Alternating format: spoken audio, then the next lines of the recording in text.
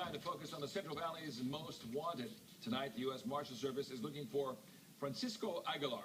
He is 5 feet 10 with black hair and brown eyes.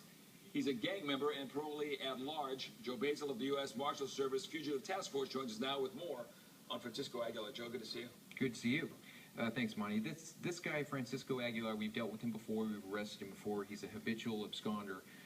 They call him Cisco on the streets. He frequents Mendota and the Fresno area. We know he has a girlfriend in Mendota. She's tried to hide him out before, and he's got family in Fresno, so he may be bouncing back and forth. The thing that's scary about this guy is that he tried to get away from us the last time, and he crashed his vehicle into a marshal's vehicle and then into the backside of a residence. Trying to escape, and we got him. But dangerous guy. He's wanted on a parole violation, and we've got him until December of 2013. So, but while he's on the run, his time stops. So he has to get caught in order for him to even get off of parole.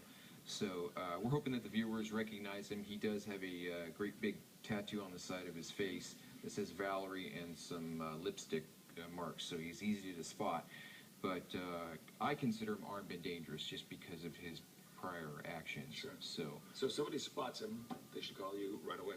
Absolutely, and we'll deal with him accordingly. But do not make contact with him. Very dangerous individual.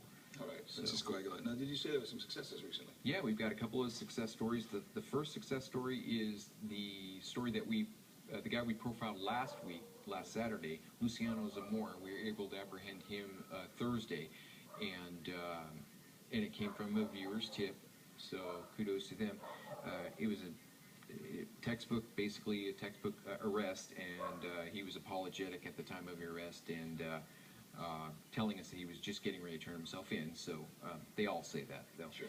But so that's the first success story. The second is, I'm sure you've talked about it, Kerry Binger, who is a federal parolee. Now, he's been on parole with the state before, but he discharged in February of 2012. I was there. I was part of this operation, the U.S. Marshals Fugitive Task Force. Thursday's chase. Correct. We went to Belmont Cedar area. We were watching a house. The guy came out of the house, got into a white Dodge Magnum. That's not the Magnum there that they're showing. That's the second car. That's the second car. We followed him. He gave chase. He was not wanting to go into custody. And he crashed the car into a vehicle and then ended up basically parking the car at the Costco in Clovis, ran over to the Jiffy Lube and carjacked a vehicle that was on the inside with the hood open. So he's doing 100+ miles an hour to get away. Can't see where he's going. Can't see where he's going, and just putting the public in danger. But they ended up apprehending him in Traver, and nobody got hurt, luckily. But I just want to say thanks to the public. You know, during the chase, the public was trying to help out, giving us direction as the travel. I mean, this guy was driving a Dodge Magnum with a Hemi, so he was flying, and we were trying to keep up. So thanks to the people for helping us with that. The guy just was wanting to get away, and he tried as hard as he could, but he didn't. Who was at risk for that either? So we got him. Marshal Basil, thanks for coming out and letting us know. Thanks for having me.